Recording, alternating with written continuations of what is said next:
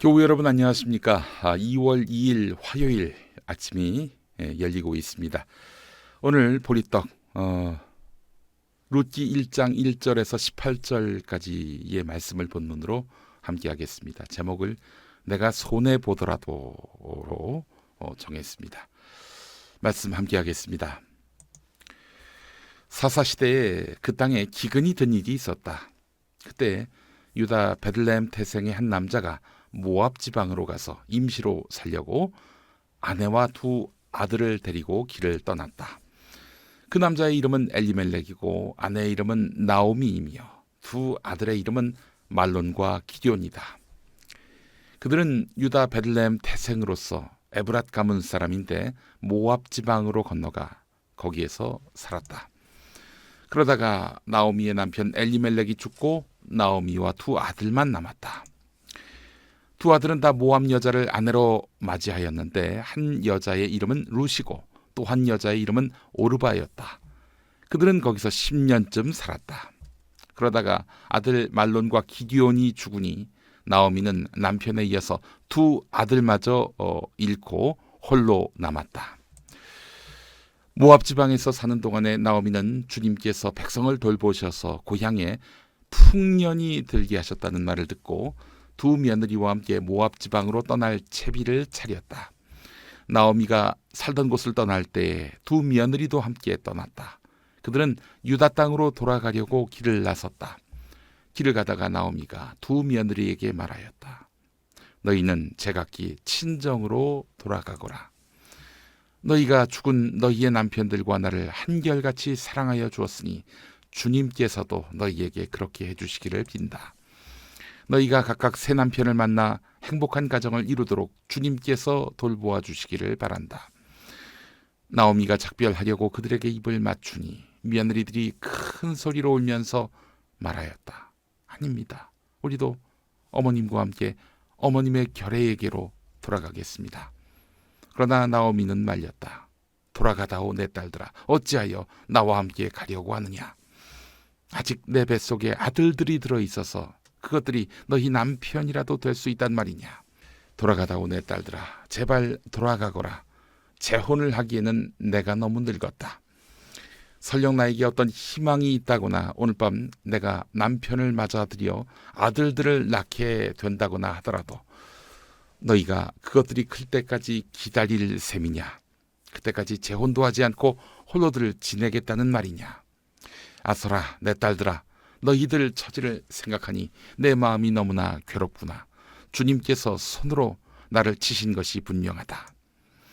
그들은 다시 한번 큰 소리로 울었다. 마침내 오르바는 시어머니에게 입맞추면서 작별 인사를 드리고 떠났다. 그러나 룻은 오히려 시어머니 곁에 더 달라붙었다. 그러자 나오미가 다시 타일렀다. 보아라, 내 동서는 저의 결례와 신에게로 돌아갔다. 너도 내 동서의 뒤를 따라 돌아가거라. 그러자 룻이 대답하였다. 나더러 어머님 곁을 떠나라거나 어머님을 뒤따르지 말고 돌아가라고는 강요하지 마십시오. 어머님이 가시는 곳에 나도 가고 어머님이 머무르시는 곳에 나도 머무르겠습니다. 어머님의 결례가 내 결례이고 어머님의 하나님이 내 하나님입니다. 어머님이 숨을 거두시는 곳에서 나도 죽고 그곳에 나도 묻히겠습니다. 죽음이 어머님과 나를 떼어놓기 전에 내가 어머님을 떠난다면 주님께서 나에게 벌을 내리시고 또 더 내리신다 하여도 달게 받겠습니다. 나오미는 룻이 자기와 함께 하기로 굳게 마음먹은 것을 보고 더 이상 말리지 않았다. 네, 여기까지입니다.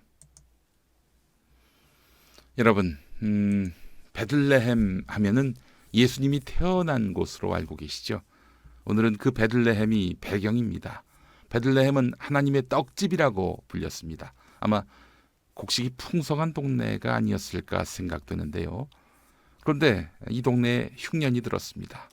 사람들은 하나님의 떡집이라는 베들레헴을 떠납니다. 나오미 가족도 이방 땅 모압에 이주하게 됩니다. 남편과 어린 두 아들 이렇게 말입니다. 이방 땅으로 옮겨갔는데 거기서 두 며느리를 얻게 됩니다.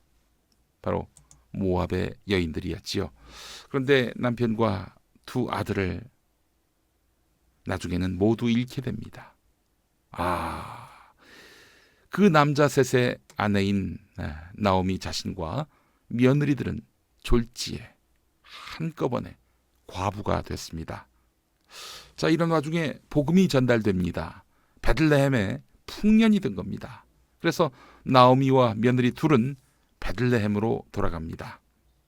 그런데 가는 길에 생각해 보니까 며느리들의 처지가 너무 불쌍해요. 아직 젊은 두 며느리인데, 앞날이 창창한데, 또 새로운 남자를 만나 사랑을 나눌 수 있는데, 딸을 따라오면은 일생 과부로 살아야 하는데, 그래서 두 며느리에게 이제 너희 고향으로 가서 새 남자를 만나 행복하게 지내라고 이야기합니다. 두 며느리 아싸 이랬을까요? 아닙니다. 모두 울면서 안 된다고 어머님을 따라가겠다고 해요. 얼마나 평소에 나오미가 이 며느리들에게 친어머니 이상의 사랑을 베풀었으면 이랬을까 싶어요. 자, 하지만 나오미는 확고했습니다. 돌아가라. 만약 내가 아이를 가질 능력이 있어서 남자아이를 낳아서 그 아이가 클 때까지 너희들 기다릴 거냐? 너희를 생각하니 내 마음이 아프다. 이렇게 이야기합니다. 그러면서 내 딸들아 라고 말하잖아요. 내 딸들아. 이쯤 되면은 시어머니 나오미와 두 며느리 사이는 민족도 다르고 믿는 신도 다른데 거의 뭐 친정엄마와 딸의 관계가 됐다고 봐야 하지 않겠습니까? 그러니 떠나지 않겠다면서 울며 불며 두 며느리가 어머니를 따라가겠다고 말하고 있잖아요. 아마 이 며느리들은 이런 생각을 했을 겁니다. 자기들이 어머니 곁을 떠나면 이 어머니는 혼자서 살다가 죽을 것이고, 그러면 누구도 이 어머니의 장례를 변변히 치러주지 못할 것이다. 이렇게 생각했을 거예요. 불쌍한 우리 어머니 어떡하시냐면서 우는 겁니다. 결국 며느리 2명 중에 1명은 나오미의 강권으로 떠나게 됩니다. 사실 나오미와 살면서 무슨 희망이 있겠어요. 하지만 사람을 사랑하고 그 사랑을 위해서 자기를 헌신한 끝까지 남은 며느리 룻은 어떻게 됩니까? 훗날 다윗의 증조 할머니가 됩니다. 또 후대에 예수님의 선조가 되고요. 살다 보면은 내 손해가 막심하고 내 고통이 더 커 보일 때가 있죠. 이 일을 했을 때 아무래도 잘못된 선택을 하는 것 같아요. 나에게 돌아오는 이득이 없거든요. 그러나 내가 그렇게 결단함으로써 다른 약한 사람에게 유익이 된다면 그것은 여러분이 하나님이 부르셨고 보내신 사람임을 인증받는 것입니다. 지금 눈물로 씨앗을 뿌리는 분들 계십니까? 여러분 기운 내십시오. 당신의 그 사랑이, 당신의 그 헌신이 천국에서 빛날 것입니다. 김석균 목사님이 만든 노래 해같이 빛나리, 이 가사를 한번 볼까요? 당신의 그 섬김이, 그 겸손이, 그 믿음이, 그 충성이 천국에서 해같이 빛나리. 주님이 기억하시면 그것만으로 족하리.